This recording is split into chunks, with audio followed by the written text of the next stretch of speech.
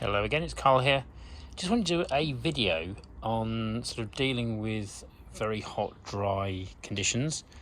Here in the UK, we're now experiencing some sort of temperatures in the sort of late 20s centigrade, and it's a real step change from what's been going on in the last few weeks. So yes, you can say that this or other maple is great and it's very sun tolerant. And I've just been, producing one or two little videos on that very subject.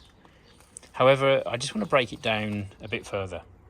So all of these maples here are full sun tolerant, and it's not me just saying that, it's a sort of well-known fact, if you like.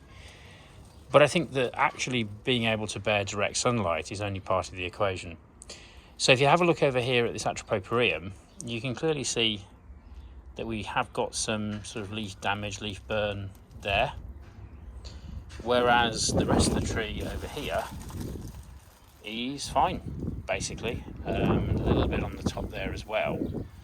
And just on cue, I think you may be able to see why. I think some of these cultivars that have quite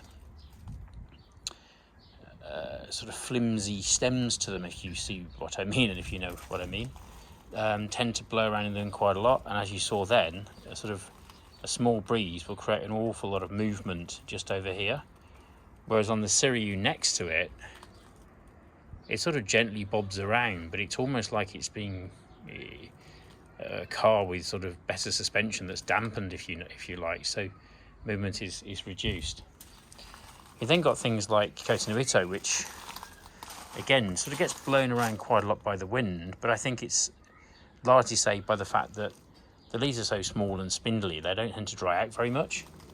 So, it coats quite well. And then we get to these sort of cultivars so this is Shana, very, very tightly packed, dense leaves.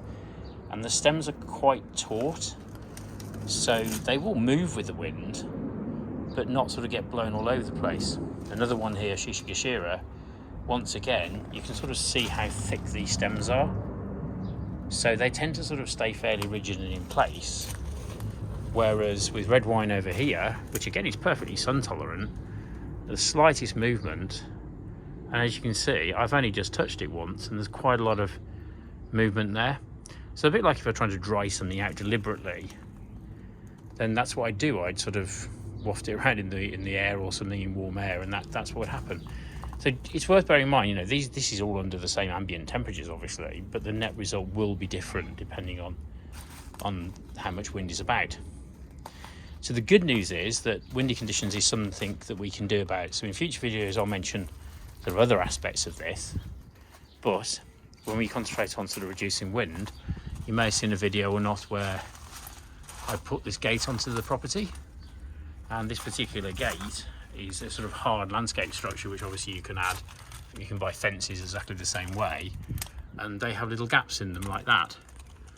So it's almost like two gates sort of lapped together with a small gap between them.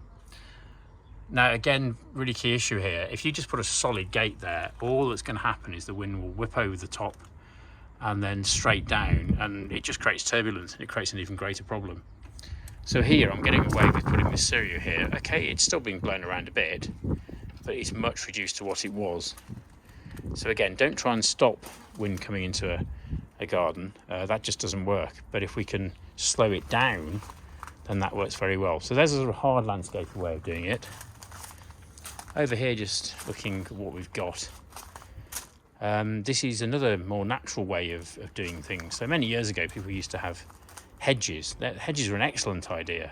Why? Because the wind travels through them and it slows down.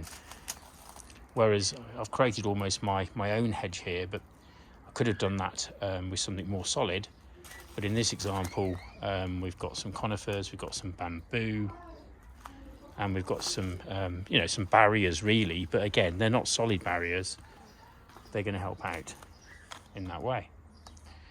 Of course, again here we've got Twombly's Red Sentinel, which is one of these ones a bit like Shana that doesn't fly around in the wind too much. So I feel fairly okay with that. It does get protection from afternoon sun, probably doesn't need it actually. But as I say, it's being blown away by the wind, but it's barely moving. So I think that's beneficial. Whereas you look at this fella here, which is natural potpourrium. And again, the same amount of breeze is making quite a substantial movement. Don't worry, it's pretty heat tolerant and resistant to this, but I'm just sort of sharing that there's quite a lot of difference there. So what about other things we can do? The prettiest, nicest way in a way is just to sort of move things and use other plants to shield the plants you've got. What I also did last year, just to show you, is use some sort of screening fabric. So this can be a real win-win, because obviously if you need extra shade, you've got it. But for the purpose of this video, I'm just demonstrating that you can see quite clearly that there's not, I can't feel much breeze in here, but it's moving that quite a long way really. So I'd have to put some bricks on there or something, keep that a little tauter.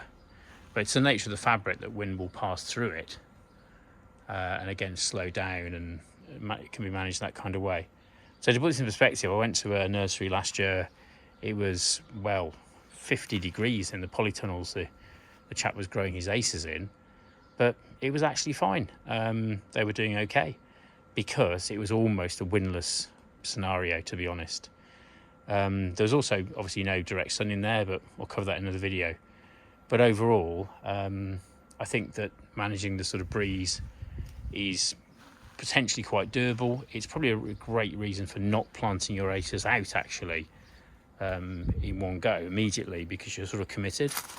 But in this kind of way here, we can have a look at it and move plants around as the knowledge improves, and learn from experience really, which is what I'm trying to share, I suppose.